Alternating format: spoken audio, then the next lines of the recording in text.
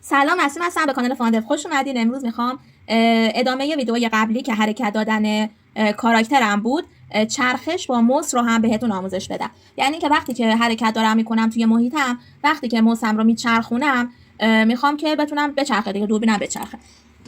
الان من کد اعمال کردم، میخوام نشونتون بدم که چه اتفاقی میفته. ببینید من الان موسم اینجا نشانگرش کاملا مشخصه، داره میچرخه، دوربینم داره میچرخه. حالا میخوام حرکت کنم. ببینید الان دبلیو رو گرفتم و دارم با چرخوندن موس حرکت میکنم. اگه ویدئوی قبلی رو دیده باشین، ما نمیتونستیم با حرکت دادن موسمون دوربین رو بچرخونیم و فقط میتونستیم حرکت بکنیم. الان این مشکلمون هم برطرف شد. فقط حرکت دوربین من، یعنی کلا حرکت کاراکتر من فقط توی محور وای، یعنی حول محور وای میتونم بچرخم و بالا و پایین همینطور که میبینین بالا و پایین نمیره.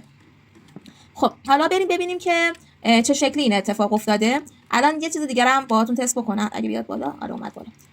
ببینید الان بعضی از فیزیکایی که بعضی از سنگایی که کلایدر ندارن از داخلش من رد میشم، یا گیاها از داخلش رد میشم، اما درخت‌ها نه. درخت‌ها چون کلایدر دارن گیر میکنه بهش و این فیزیک هم حالا خواستم نشونتون بدم. خب بریم سراغ کد. از پلی در بیارم. اگه یادتون باشه ما یه همچین کدی داشتیم توی ویدئوهای قبلی که خب یه سری خطا اضافه شده بهش که توضیحاتش رو بهتون میدم و چیز خیلی ساده ایه، اصلا پیچیدگی نداره. ببینید هنوز کدمون کوچیکه. خب یه متغیر اومدم از با محدودیت پرایوت اومدم تعریف کردم و سریالایز فیلدم گذاشتم که بتونم مقدارش رو توی اینسپکتور تغییر بدم. یعنی میزان حساسیت موس را من میتونم اینجا تعیین بکنم. اگه بازی کرده باشین توی تنظیمات اکثر بازی‌ها، تقریبا میشه گفت 99% بازی‌ها من دیدم که یه حساسیت موس وجود داره و توی تنظیمات میان وصل میکنن به این، یعنی میتونن این متغیر رو عوض کنن و حساسیت موسشون مشخص میشه. خب من یه مقدار 100 بهش دادم. اف اینجا قرار دادم چون متغیرم از نوع فلوت هست، اعشاری هست و اف باید حتما آخرش قرار بگیره. پس یه متغیر دارم که میزان حساسیت موس تو خودش نگه میداره.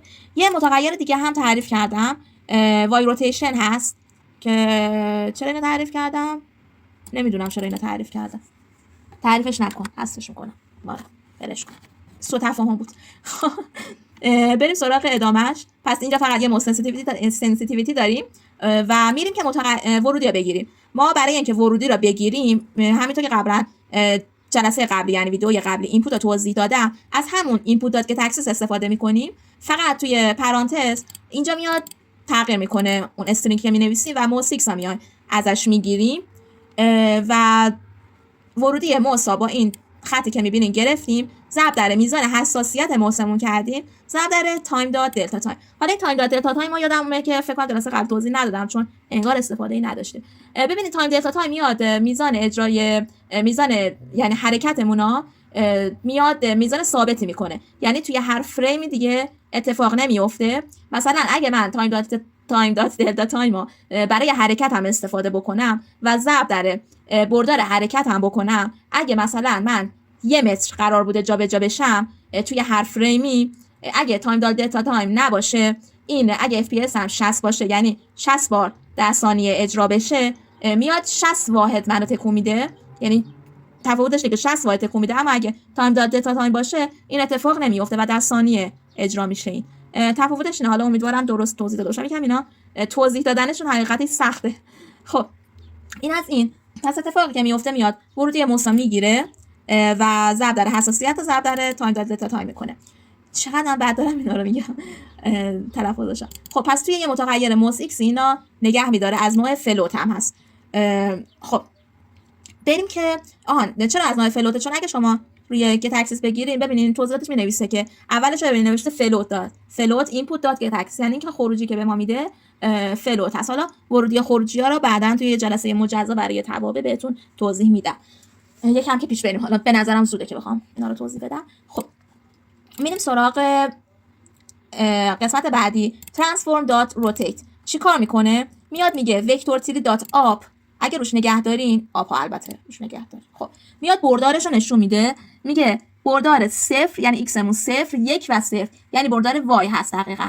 میگه که حول محور وای، خب و مقدار فلوتی که قبلا محاسبه کرده بودیم، یه مقدار موس ایکس بهمون داده بود. میگه تو حول محور وای بیا اینا بچرخونش، روتیتش بده. ترانسفورممون هم که همون کپسولمون هست دیگه، اینجا یه کامپوننت ترانسفورم اینجا داشت و میگه حول محور وای بیا بچرخونش. حالا من اینجا نشونتون بدم. این حول محور وای این سبز هست و هر مقدار ورودی که من از موس بگیرم این میاد اعمال میکنه دور این وای میچرخونتش. خب تا اینجای کار این دو خط کافی بود تا موس ما بچرخه. خب حالا ما یه چیز دیگه هم اضافه داریم. این خطی که کامنت کردم چیزی که قبلا داشتیم که میومد حرکتمونا یه ایکس و زدی که میگرفتیم از کیبورد میومد توی یه بردار وکتور تیری نگهش میداشت و بعد ضربش میکرد توی موومنت ما. خب حالا من این از کامنت در میارم ببینیم چه اتفاقی میفته اگه همین استفاده کنیم و اون خط کدی که من نوشتم رو استفاده نکنیم. خب سیو میکنیم کامپایل بشه.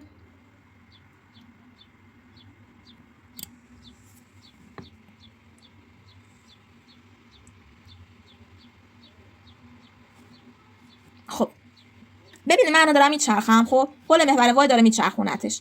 حالا W رو گرفتم دارم حرکت میکنم. با اینکه چرخیدم به این سمت با W داره جلو میره.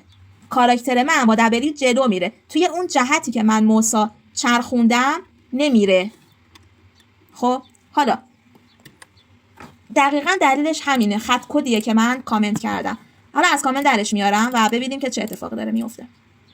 ببینید اینجا من دارم میگم که بیا transform.right یعنی سمت راست آبجکتی که من الان دارم ترانسفورمی که من الان دارم بگیر و این ایکس رو به نسبت این بیا تغییر بده نه به نسبت مختصات جهانی که وجود داره. اینجا مختصات جهانی بود و اصلا چرخش روش تأثیری نداشت. حالا میگم که بیا سمت راستش رو ضرب در x کن و transform.forward و جلو را ضرب در z کن. z چی بود؟ z همون ورودی بود که WS رو میگرفت. خب پس اتفاقی که میفته این دوتا داره جهت حرکت ها بهش نشون میده. حالا من پلی که میکنم همونطور که اول بهتون نشون دادم اول ویدیو هرچی که میچرخم به نسبت اون چرخش با W جلو و عقب و چپ و راست میره.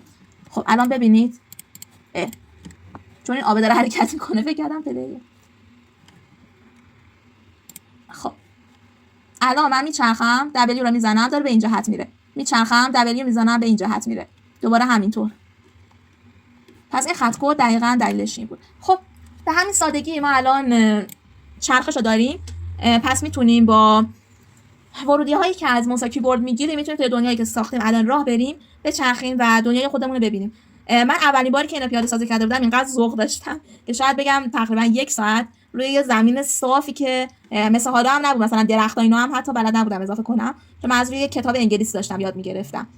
تقریبا فکر کنم سال 92 بود اگه اشتباه نکنم و خیلی چیز جالبی واسم بود که میتونستم خودم یه کاراکتر بسازم و راه برم و خیلی ذوق داشتم. حالا نمیدونم نسل الانم اینقدر ذوق داشته باشن واسه این چیزا یا نه. خلاصه اینکه ممنون که تا این موقع تا اینجای ویدیو همراه هم بودین. جلسه بعدی چی رو بگم؟ احتمالاً یه انیمیشن میسازم یا یه پلاگینیه که یه اسیتیه به اصطلاح برای دوربینه. اونو بهتون آموزش میدم که چه شکلی دوربین نرم باهاتون حرکت بکنه. مثل الان چایلد آبجکت اصلیتون نکنید همینطور باهاش بچسبه بهش مثل کنه بچسبه این ور اون ور بره. احتمالاً اینا میگم. آره اینا میگم. انیمیشن رو میذارم بعد بهتون میگم. همین دیگه. سابسکرایب یادتون نره. اگه ویدیو رو دوست داشتین لایک کنین. اگه جایی رو من اشتباهی وقت میگم حتما بهم یادآوری بکنین. من خیلی تند حرف میزنم بعضی جا شاید بالاخره اشتباهاتی داشته باشین. باور کنین ویدیو گرفتن راحت نیست. یه سوالی هم که بود که چرا خودم و تصویرمو نمیذارم این پایین و صحبت کنم. مکسم رو تامنل میذارم اما اینکه بخوام حالا بذارم این پایینا صحبت بکنم یکم حالشو ندارم حقیقتش. یعنی فعلا حالشو ندارم. تجهیزات خیلی خوبی هم ندارم واسه این کار و خب وبکم خوب میخواد که وبکمم مال لپتاپمه و خیلی وبکم اوکی نیست و نورپردازی خوب اتاقم نداره. ان شاء الله در آینده این تجهیزات رو جور میکنم و یه خود کوچولومم میذارم این پایین. من دیدن ندارم مثلا میخوام منو ببین چی بشه. تا نمیدونم دیگه. مدل نیستم که. خب همین دیگه. تا ویدیوی بعدی خداحافظ.